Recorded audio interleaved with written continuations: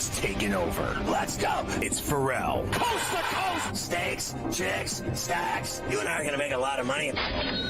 It's Ferrall, coast to coast.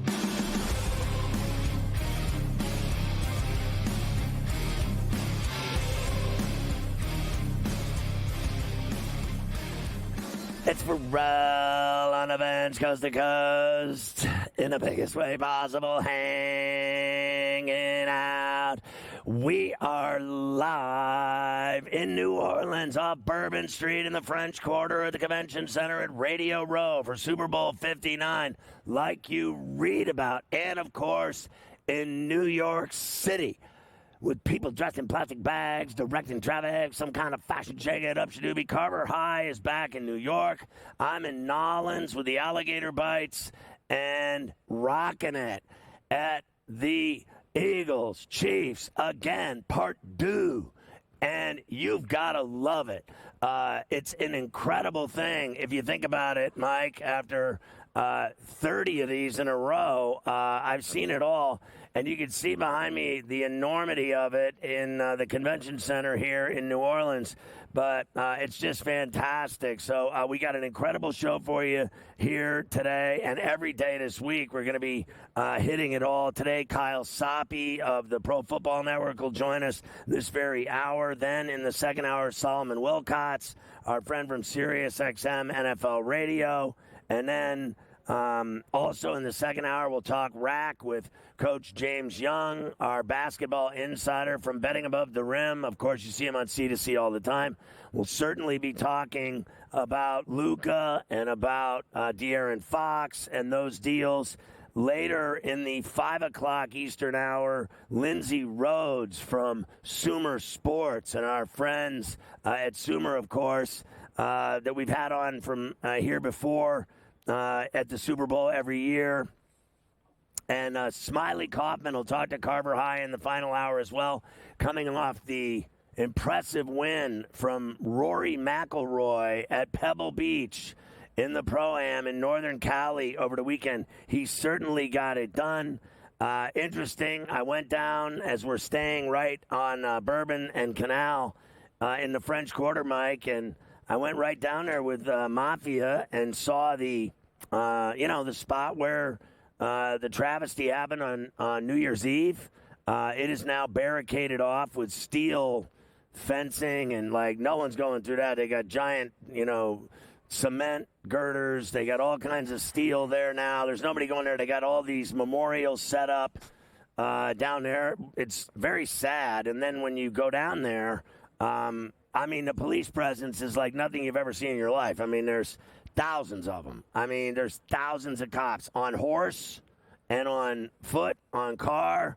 There's Army. There's National Guard. There's local NOPD. It's insane. They have literally taken over down there on Bourbon Street. When you go down there, you better behave is all I'm telling you. Because if you get crazy down there now, because it's going to get crazier as the week goes on. Like, we were down there last night, and it was relatively mild, but it's going to get more and more and more and more as the week goes on. And by Friday, Saturday, that place is going to be lunatic fringe. But we're here, and we're already rocking. SportsGrid setting the standard from Radio Row right from the jump, Mike. Yeah, I think you said it last week. You said it's probably going to be the safest place that you could be in the world is with the Super Bowl being in New Orleans, so close after that of what unfortunately happened down there a few weeks ago, that you would get a very large presence, and it sounds like that's exactly what you have down there to keep everybody safe this week, Super Bowl week down there as we get going. And, I'll do this first because I usually do this when you go away to this thing now every year.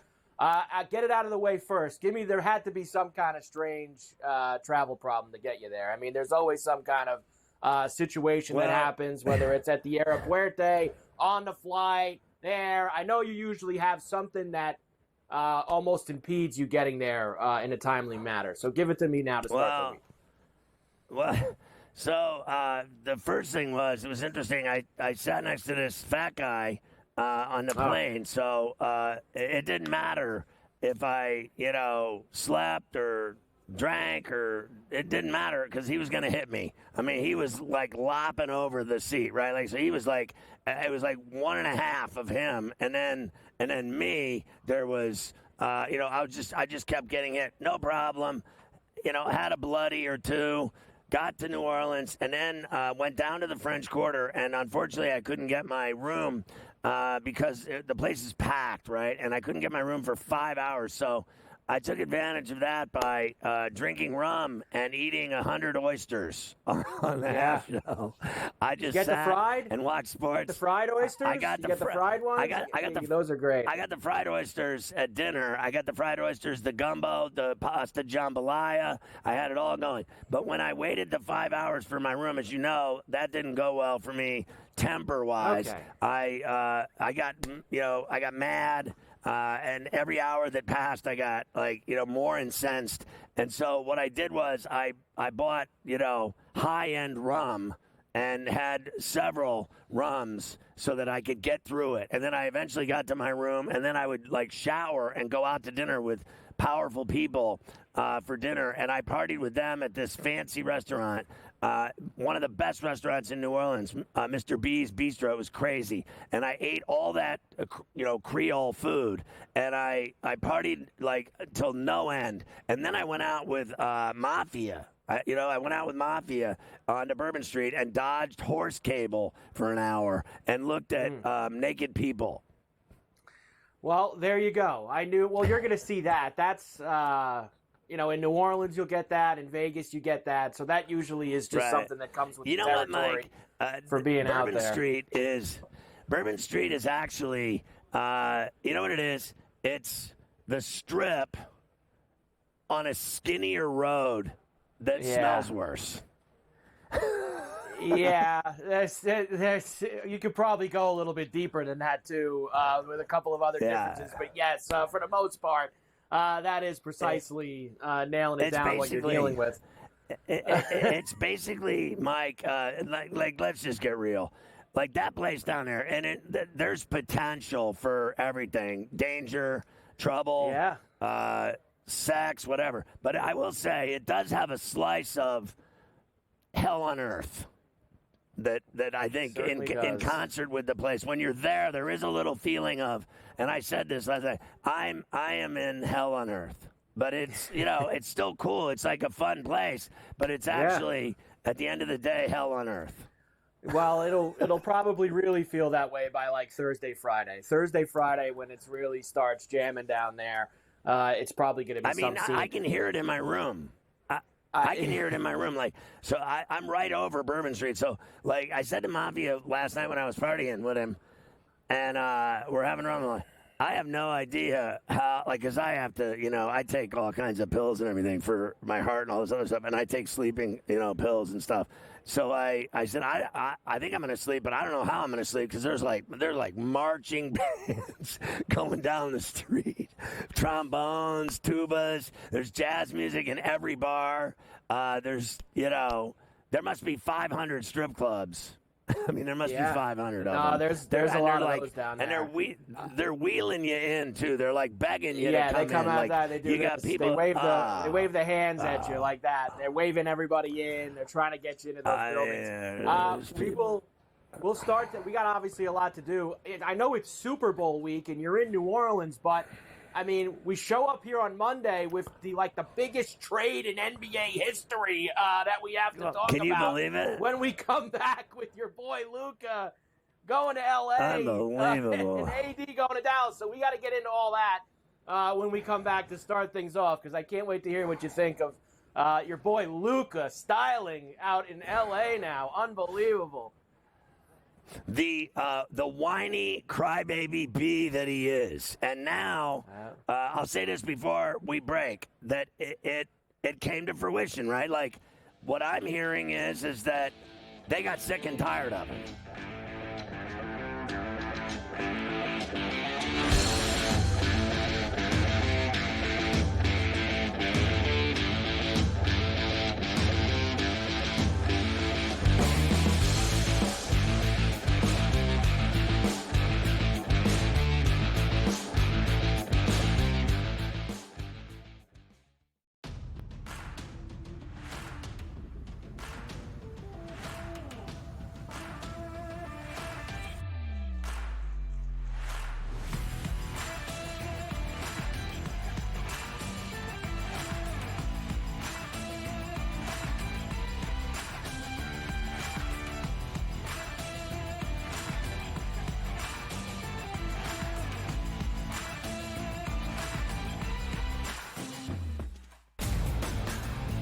this the team this year under T.J. Otzelberger that can get Iowa State to the promised land at a Final Four trip? Auburn is trending towards being the #1 seed in the South. That means first and second round games in Lexington, and then Sweet 16 and Elite 8 games in Atlanta. I have a hard time believing that a team is going to be able to go to Atlanta and beat the Tigers. The Early Line, only on SportsGrid.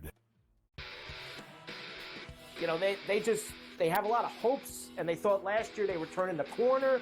Even early this year, they start turning the corner, and then you lose 13 games in a row. Edmonton chipped away, got a late goal, won the game 4-3. I felt like they dominated the third period. They moved the puck on that power play. It was an exceptional hockey game. It went over the total. Only on SportsGrid. Your gut says Miami is going to win, and you should take the over. Your gut also said your NFT selfies would only go up in value. They didn't. But your head is on SportsGrid and knows the QB is in concussion protocol. The backup has a 45 QBR against the zone coverage. The New York D has the most sacks in the league. So yeah, trust your head. It's smarter to be on SportsGrid.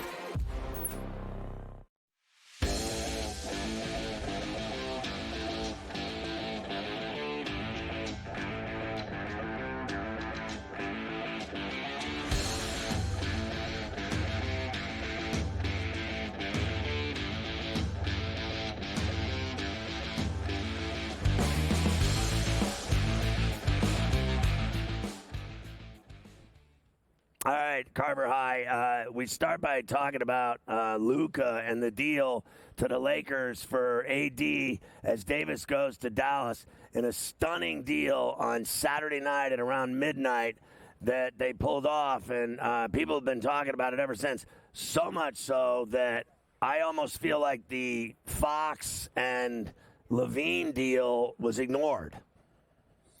That happened like 24 hours after or a little bit less than that, and I don't think I still have heard anybody talk about the Fox to San Antonio deal because it's just still been all about this Luka trade. Let me give you the entire rundown here. So the Mavs get Luka, Maxi Kleber, Markieff Morris.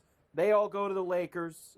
Anthony Davis, Max Christie, a 2029 first-round pick, go to Dallas. Now, Utah was involved as well here with this trade. They get Hood Schifino and 2 second-round picks as well, of course, as they're trying to obviously make all the salary stuff work out as well. But the bottom line is, forget all the spare parts, Scotty. This is Luka, 25 years old, going to the Lakers, AD going to Dallas, where he'll be with Kyrie and that crew and Clay down there. Really one of the biggest deals I can remember in NBA history. Well, obviously it is, and I think that, a couple things here. As I said before, previously, I think there were maybe particulars that felt like he was becoming a pain in the ass. Not only with the weight, his body and the injuries, but with his, he obviously they were concerned about that with the fact that they potentially had to give him a deal worth well over $300 million that was eventually coming down the pike, right? And they didn't feel that he was going to stay healthy and in shape because he's frankly never been in shape, right? And then I guess there were probably some like Mark Cuban who, when he owned the team fully, he said he'd rather get divorced than give up Luka Doncic. So he doesn't have that kind of juice anymore. He sold that majority of that franchise, right? He still has a piece, but not like he did before. So Nico Harrison did this deal. I think there were people that were sick of him, and they know how great he is. Everyone knows how great he is, right? Like, so you can say whatever you want about his weight, his shape, his what kind of shape that he's in for playing the grind the whole season, right? But I think that I always said to you on this show over and over 100 million times that I've never seen anyone with that kind of talent cry as much as he does and complain as much as he does. I mean, I have seen this guy get and ones and get the call, and he's still complaining at the line. He's still crying and complaining when he gets the call. Like, I've never seen that before in my life. Like, people scream and yell when they don't get the call. I've never seen someone scream and yell and keep screaming and yelling after they get the call. And this is every night. It's every single night, every game, everywhere, the whole season. Now, I don't dispute, and I never will, his brilliance. I've never once said he wasn't great. He's just a phenomenal player. He's unguardable. He is truly unguardable. I think he uses his weight to his advantage. I have a guard that I play with that has the same kind of, body that driving, muscular, physical. He's got meat on his bones type of player that bangs and wants that contact and that drives. He's got that and the step backs and the jukes and the fakes. He's got the whole bag. Like, I think he's got, one of the deepest bags in the league that I've ever seen. The other thing is that he's already been to the finals, right? So he lost, but this guy has been, he carried him, in my opinion, with Kyrie to the finals, and then he averaged 30 points. Only Michael Jordan has ever averaged over 30 points in the NBA playoffs in the league's history. Two guys have done it. And I think, he's one of them. Luka Doncic is one of them. So you can say whatever you want about him. He's badass. And obviously the Lakers want him. And I think the Lakers believe in their minds that they can, Pelinka, Genie, LeBron, I guarantee LeBron's in on this, that they're going to get him in shape. And they're going to, transform him into a better body. I think, my guess would be not this season.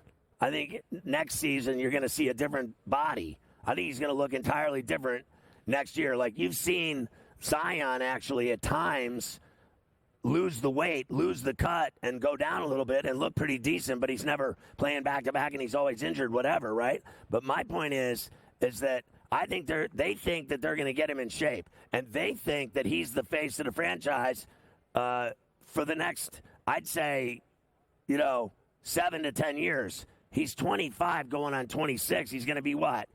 Maximum 35, 36, 10 years from now. And if they could get this guy to play, Mike, like he plays, which he already does, he's absolutely a game-changing, generational, bucket-making, basket-making, dime-dropping, three-point step-back shooting, dagger, game winners, last-second guy, money time guy, crunch time guy. He's an absolute showman. He's clearly top 5 player in the NBA. There's no one that can even argue it. And, I got to tell you, at some level, when you're that good, I think you get some kind of a, Monopoly hall pass, don't you, for being a prima donna? Like, when you're top 5 in the NBA and you're the only one of 2 guys to ever score 30 or more in an average in the playoffs in the NBA's history, you do have a card that says, I'm allowed to be a jerk. I can be a prima donna. I get whatever I want. He didn't ask for this trade. Nico Harrison did this trade because they don't like him. They didn't buy into him. They didn't believe in him. They thought he was going to get fat and slow and injured, and they wanted to win titles now, but AD, simple as that.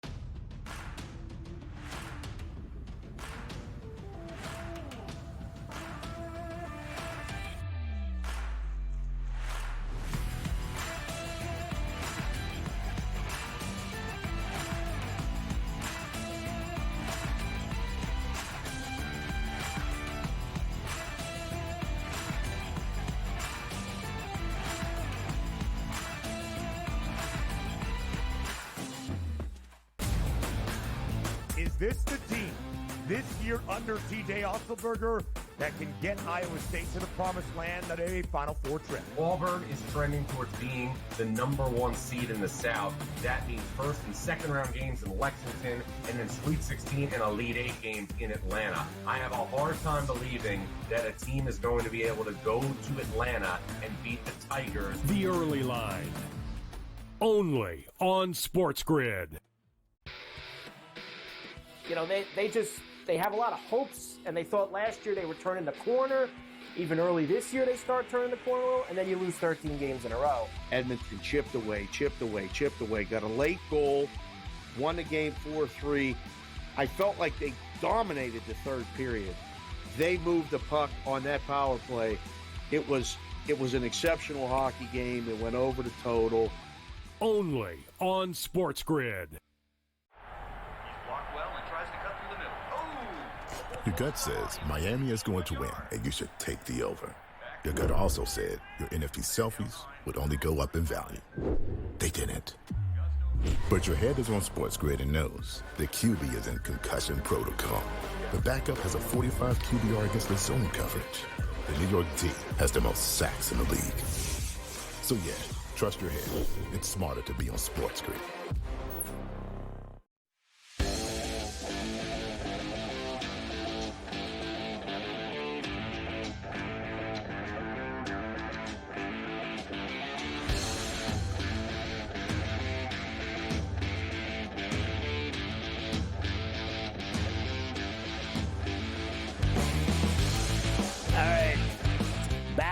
New Orleans at Radio Row for Super Bowl 59. Let's get back into this. So everything I said, Mike, I'll just leave it at that. I think that, there's two sides to every story.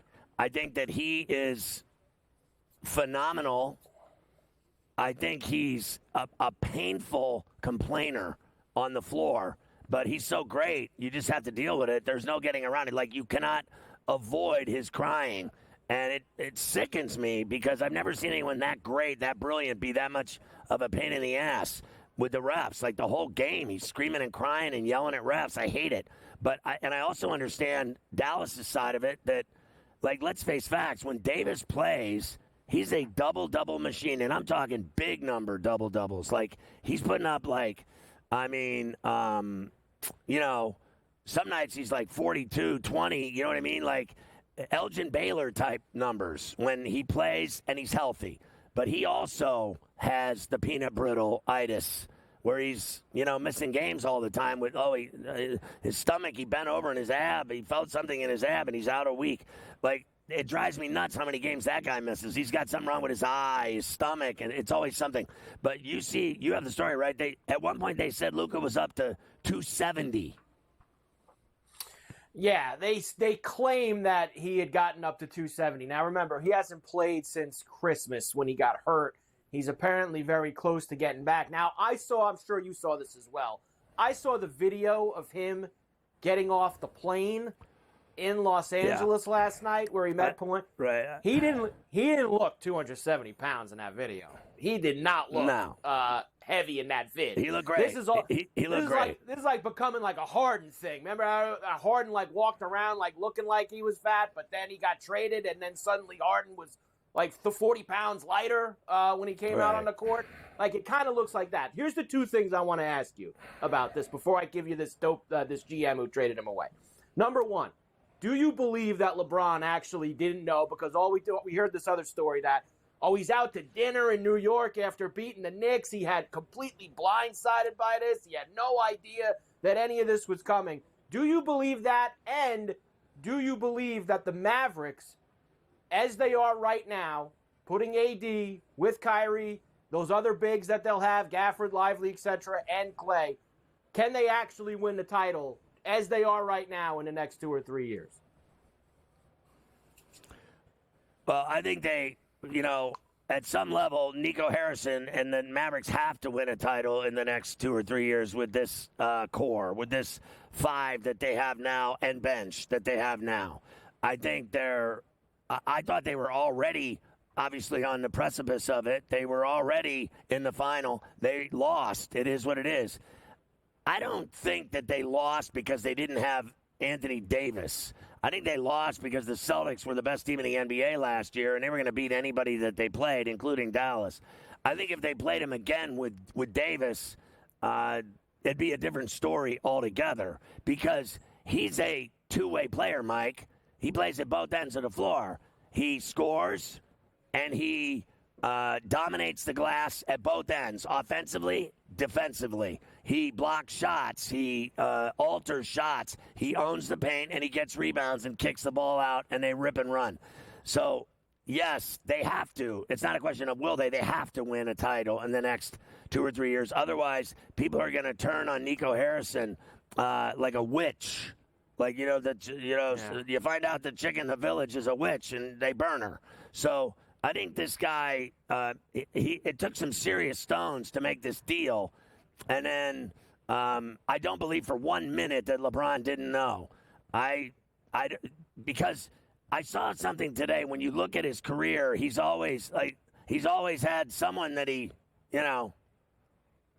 was Kyrie, Dwayne Wade, and now he's gotten rid of Davis. Like, I don't think he got rid of him, but he's been around 3 big guys in his career that have all ended up running out the door or getting dealt or going or whatever.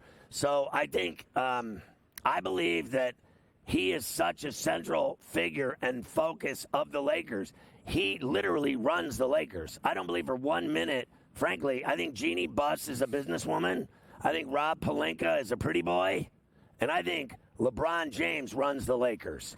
I think LeBron James said, I was out to dinner because he doesn't want to go through it for a 4th time where he's blamed for kicking another big-name star out the door so he could get something else that he wants. Some people don't think he can play with Luka Doncic. Those people are tripping.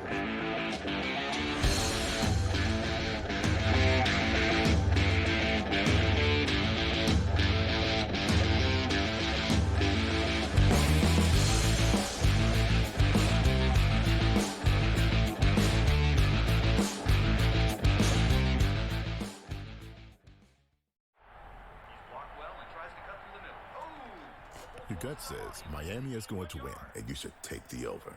Your gut also said your NFT selfies would only go up in value. They didn't. But your head is on SportsGrid and knows the QB is in concussion protocol. The backup has a 45 QBR against the zone coverage. The New York D has the most sacks in the league. So yeah, trust your head. It's smarter to be on SportsGrid. You want me to solve all this tush-push and 4th down malarkey that goes on with the officials? Here's a crazy idea. Get rid of the worst rule in the NFL, and that is forward progress. How about this? Where I knock your ass in the ground is where the ball goes, period. Let's end this whole conversation. Like, if I drop you back 4 yards, then you lost 4 yards. If we get rid of forward progress, this tush-push and everything else is taken care of. Where I put your tail on the ground is where the ball goes. End of conversation. It's the dumbest rule and the most arbitrary rule. The only thing that is a worse call in the NFL than forward progress is the punt that goes out of bounds when you watch the official walk down the sideline and having absolutely no clue where that ball crossed over. All I can think of is that Price is Right game go do-de-do-de-do, do-de-do-de-do, as he's walking down the sideline, arbitrarily trying to figure out where the ball crossed over because he's got no clue. The Early Line, only on SportsGrid.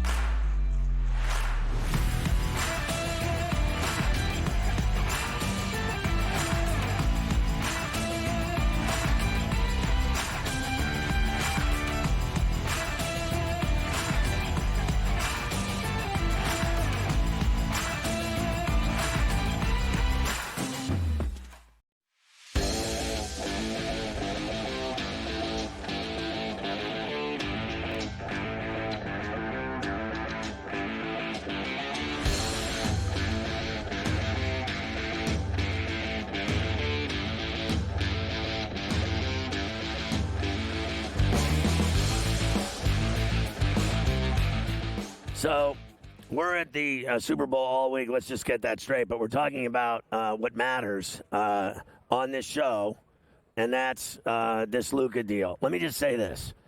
So I just said this to Mike in the break. This guy could step off the floor tomorrow and go to, let's say it was, he did it.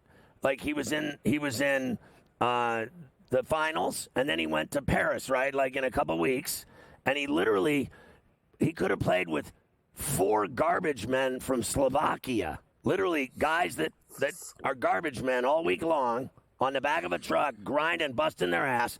4 buddies that he knows that work at the local garbage factory, and he could take 4 of those guys and him and make the semifinals of the Olympics. That's how good he is. Like, he is so good that he could play with preschoolers. He could play with Ray Lewis, your daughter, who is now, what, how old is she, 8, 9?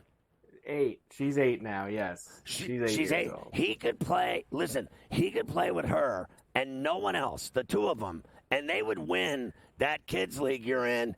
And not only that, his hands could be tied behind his back, and he could bounce the ball to her with his nose, and she'd average 35 a game and win the title. And she'd win MVP because she was playing with him. This guy, the people that say, like I heard today on national television, I heard Charles Barkley say, and I know Chuck, and we have a history going way back, and I think he's funny and everything, and I like him. But he said that they can't play together. My effing ass. Okay? This guy could play tiddlywinks, and he'd win. When in God's name have you ever seen a guy that's so good at basketball not be able to get along and play well with others? Like they say that, he's high maintenance and he complains and he does all that. But no one can stop him. I don't care what he weighs anymore.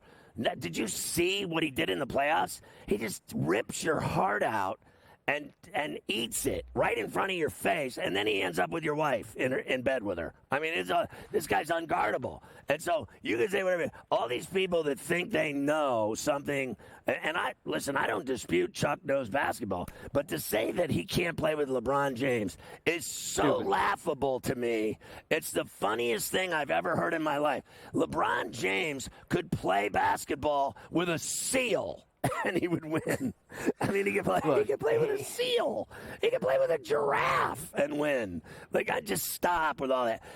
Listen, Luka Doncic can play with anyone and make them better. In fact, I also believe this. I believe Kyrie Irving can play with Anthony Davis, and from day one, those 2 are going to just absolutely light people up. The pick and roll is going to be ridiculous. Absolutely ridiculous. If it's a pick and roll league, then they're going to be the best pick and roll in the league. I've heard how Brunson and Cat Towns are the best pick and roll in the league.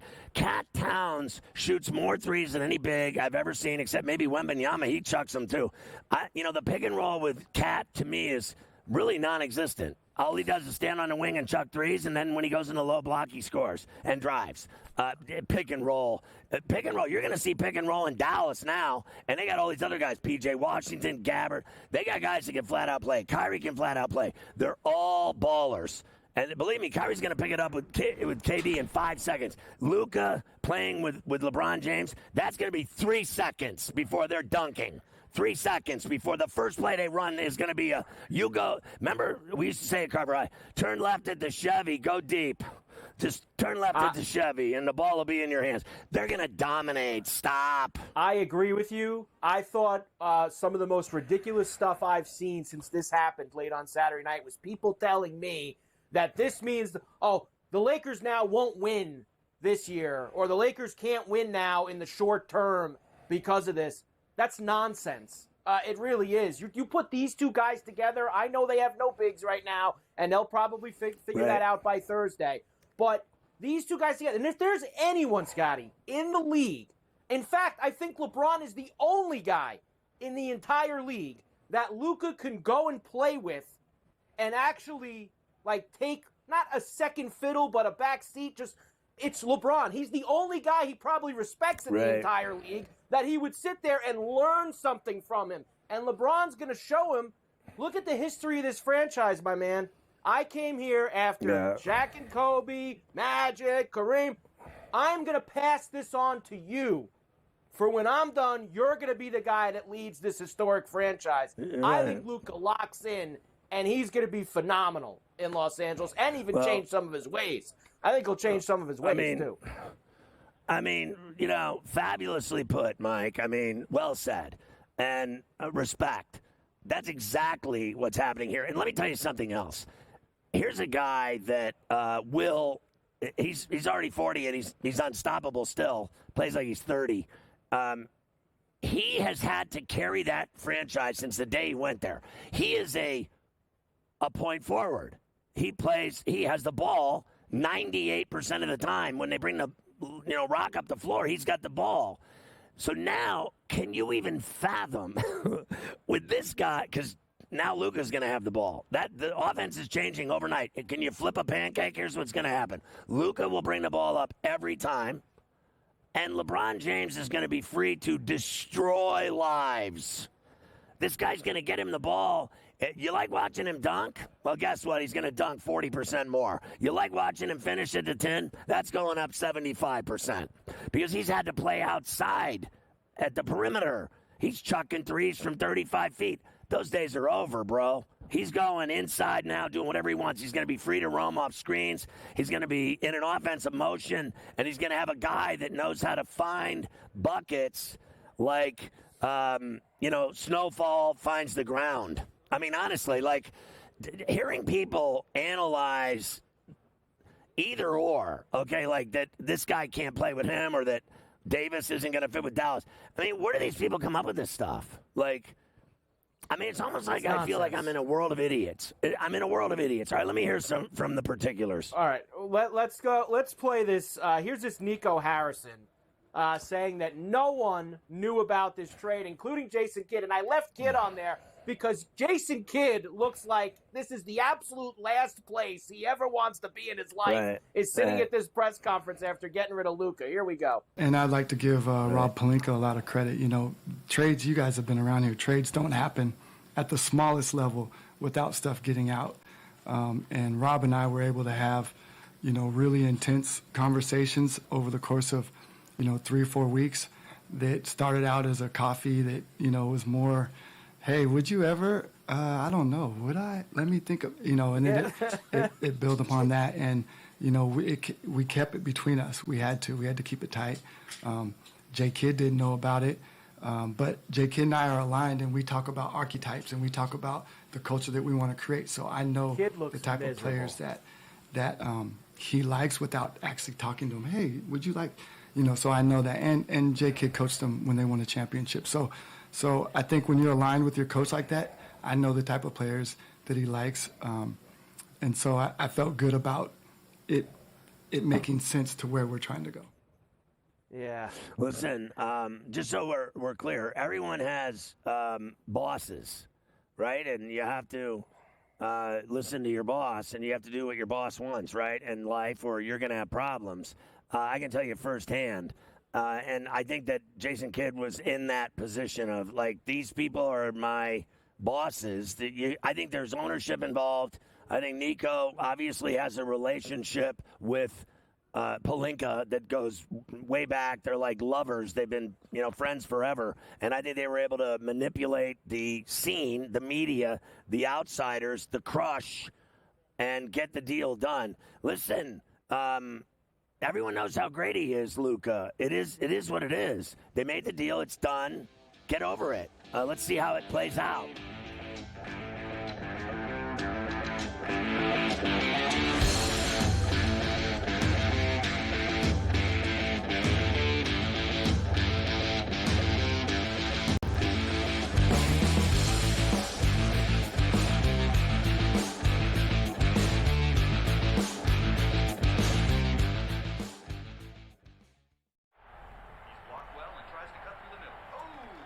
Your gut says Miami is going to win, and you should take the over. Your gut also said your NFT selfies would only go up in value. They didn't.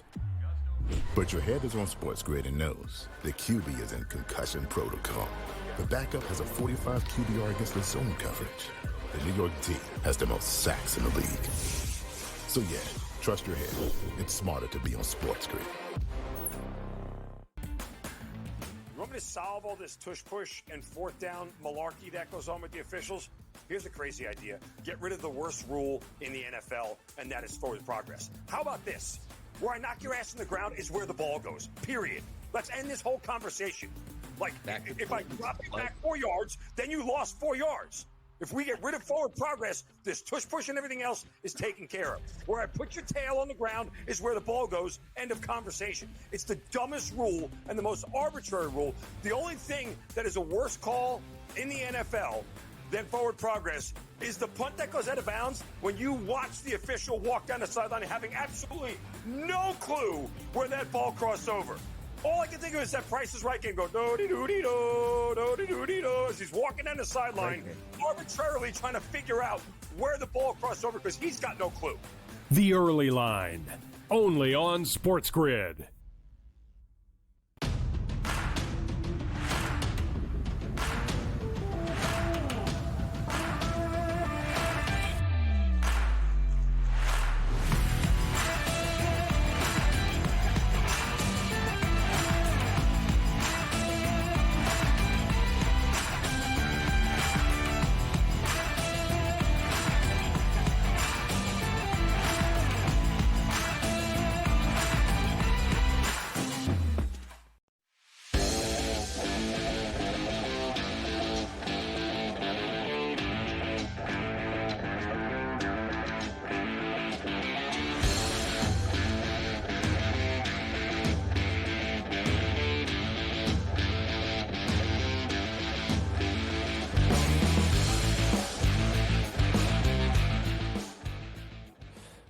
All right, so, just wrapping it up in terms of Luka, I think that it's all going to work out. Like, there's no way on earth that he's not going to deal in Lipstick City. There's no way he's not going to deal with LeBron.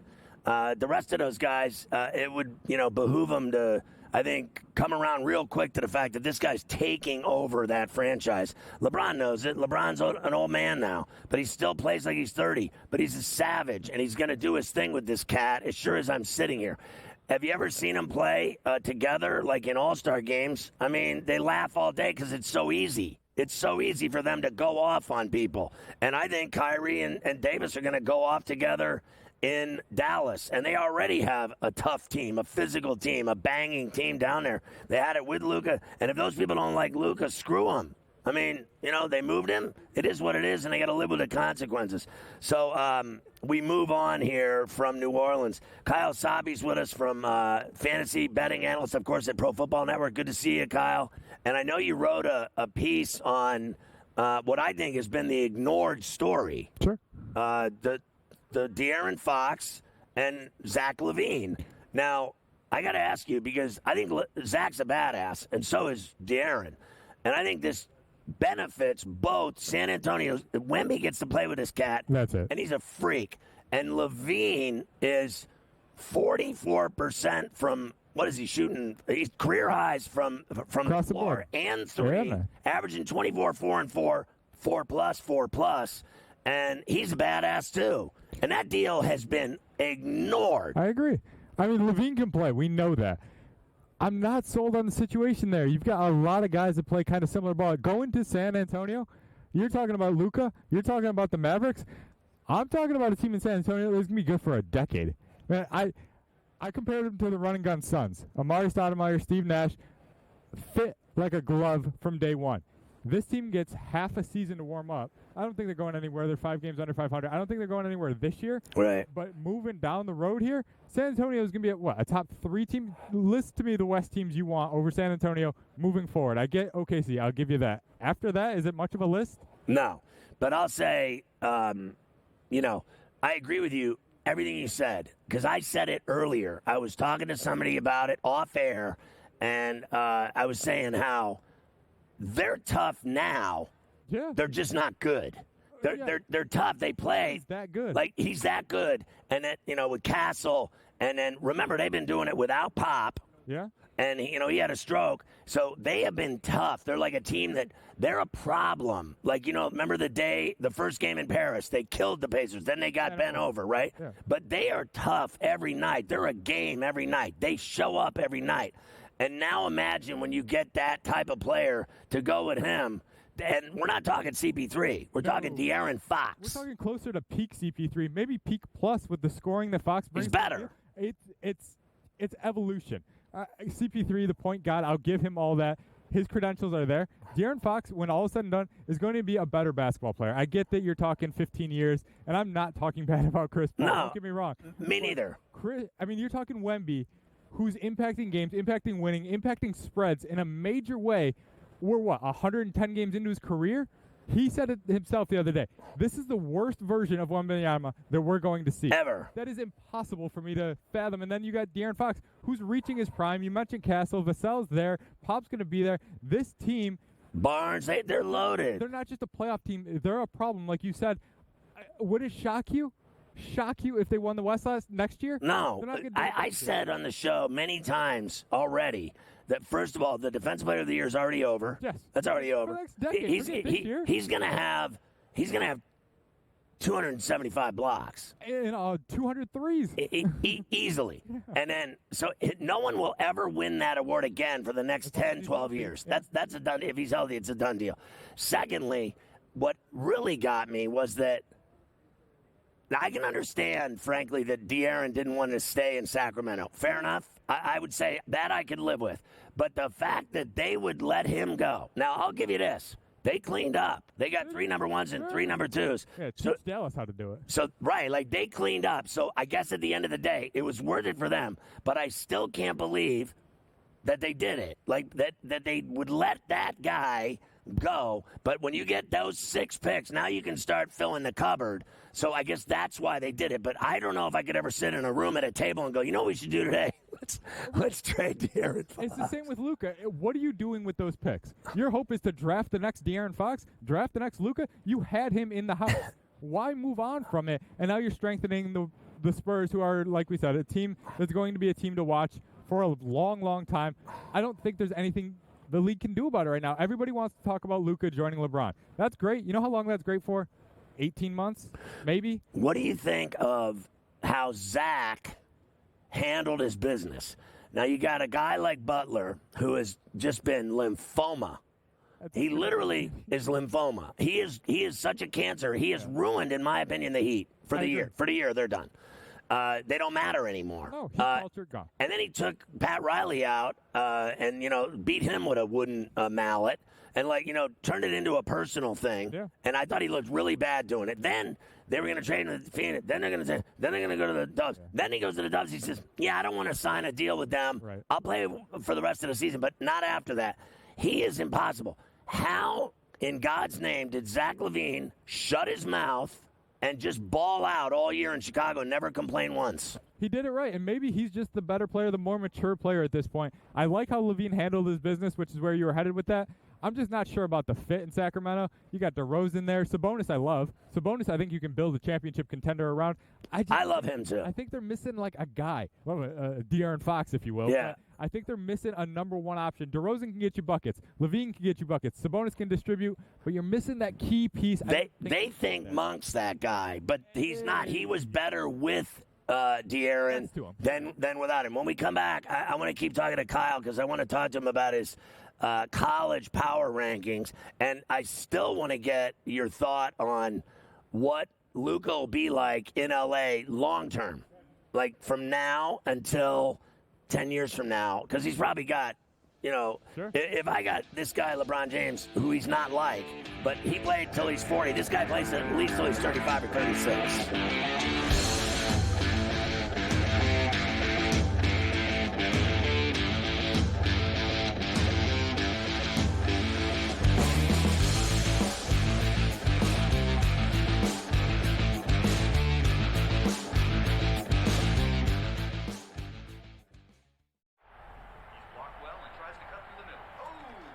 Your gut says Miami is going to win, and you should take the over.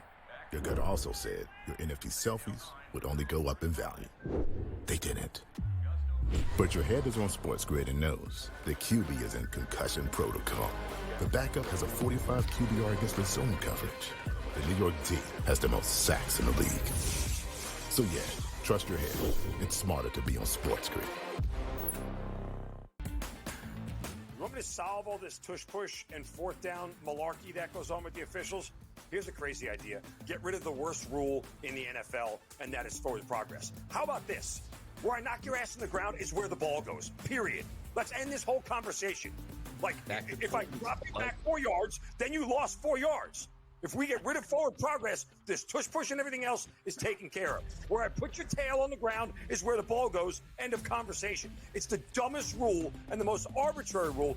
The only thing that is a worse call in the NFL than forward progress is the punt that goes out of bounds when you watch the official walk down the sideline having absolutely no clue where that ball crossed over.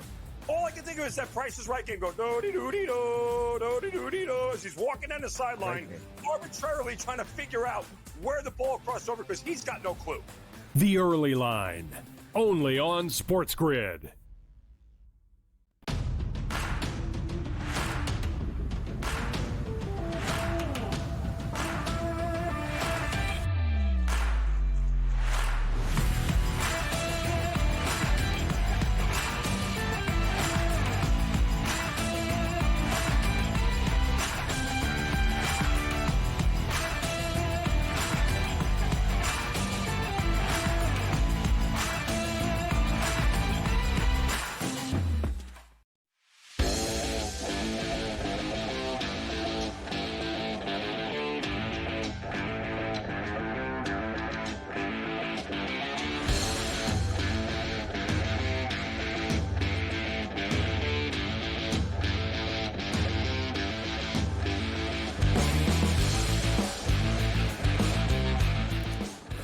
You know, Kyle Sabi's with us, and when I watch, what I like about Sabonis is, did you see that starting five when he brought in the snowmaker for his kid? So good, so good. And that's when you're a good dad. He's a good dad. He's a one of a kind on the court too. I mean, we see it more now and now. He's like souped up Draymond Green. If he had his head on straight, he distributes, he passes, he shoots now. He's got a little bit of a jumper going. I think he can be a focal point. I don't think he can be a 1, but a 1A. Yeah, he's a badass. I think he needs help, though. His dad was great. Arbinas? He was a better passer. But not the scorer. No, but he could pass like no other. He was a point guard. And he looked like me in terms of how much he ate. Like, you know what I mean? That guy, he didn't miss a meal. Whatever, he was on the seafood diet. If he saw food, he ate it. He had that Jokic build. Maybe not Jokic's game, but the kind of and he's still alive. Yeah, he's great. He's so great. What do you think happens to Luka over the next 10 years? I think you had it right. I heard you earlier that he's going to be the man of L.A. I think that's kind of the direction it has to go. We've got a handing of the torch here. I think it's kind of like what we saw when LeBron joined D-Wade. It was D-Wade was in his prime, and he was giving it away to LeBron. LeBron was the next era. LeBron was the king, and he has been since day one. He's lived up to it. I think Luka can pull that off. We need to see it, though. I mean, in Dallas, those bright lights aren't the same as they are in L.A. This isn't going to be his show from day one. He's got to share the spotlight a little bit, which he did with Kyrie in Dallas. We'll see how it works out in L.A. initially, but long-term, this is his gig, no doubt. So I want to, and you know that he's going to fill it up with LeBron from the minute they touch the floor. It's all think All-Star game. When they play together, they're laughing at people. And to give LeBron a guy like that can take some usage off of his plate and then knock down jumpers. Anthony Davis, he was great, don't get me wrong, but he's not a high-usage player that's going to handle the perimeter duty the way Luka can. He's going to prolong LeBron's prime if it's still in his prime. So let's go to your college basketball power rankings. I like your top team. I've said from months before the season started, we already knew, because I ball a lot. I play ball 6 days a week. Love it. And I watched Cooper Flagg play a lot of high school basketball and big time basketball on the circuit. Like, everyone knew what he could do, especially in the Northeast, up in New York, and what he was doing in Maine. And you knew what he was going to be. You knew what he was going to bring. I said on this show, I said, they're going to the Final Four. They're going to the NCAA championship game when he's there for 1 year before he goes pro. That's what's going to happen. He's going to take him right to – I mean, this guy's – he's better than Christian Laettner. He's unreal. And you have them number one. Now, I don't disagree with that at all. I like Auburn, too. I'm kind of, like you said before, 1A. Yeah. I'm cool with both of them because I think Broom's a badass. Who's your favorite teams, obviously, besides Duke? Yeah, I mean, Duke, like you said, they're kind of bulletproof at this point, but that's the beauty of March Madness. That's why I rank 364 teams, because anything can happen. St. Peter's, I didn't know it was a college. They're going to the Elite Eight one year. So that's how this works. I think Tennessee is a problem. They've got Takei Ziegler at point guard. I like to think of him as like my spirit animal. You say you play basketball. I played back in the day. I past my prime now, but a distributor, a guy that can just do a little bit of everything. He's a grown-up. I don't like the way they shoot. They can't shoot. Can't shoot. Now in LA, we're talking about that's how they're going to lose in the tournament. So hard. They're great, but they can't shoot. If you can't shoot, you can't win. It'll catch up to you. I think they can win at a high level. Can they go all the way? I don't know. Teams over the last 10 years score less in the tournament than they do during the regular season.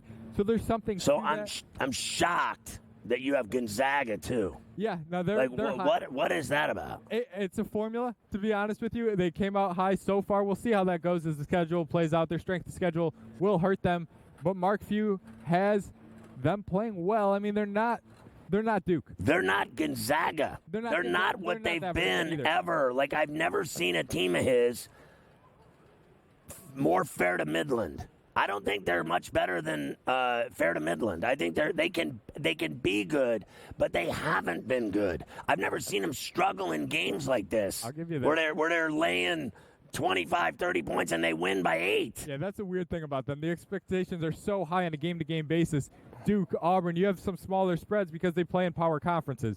Gonzaga, we'll see where it plays out. The profile looks good. We'll see if that maintains over the course of an entire season. But Duke, Auburn, I'm with you there. Completely different tier than Gonzaga. I like your Texas Tech play. That win at Houston was badass. God. I bet on Houston on that one, too. So I wasn't thrilled about that. It was a great play. It was a great game. I had Houston on the money line. It didn't work out. They were catching, 11 points in that game? They ball. They can defend as hard as anyone. They went to Houston, win that game in overtime after coughing it up. That game, it shows me more on the screen than any metrics could tell me. Yeah, I got to tell you. And then we've seen Houston win big games on the road at Kansas, the double overtime win. That was impressive. Hey, it's great having you on the show. Good to see you, Kyle. Come back on anytime. Yeah. My man.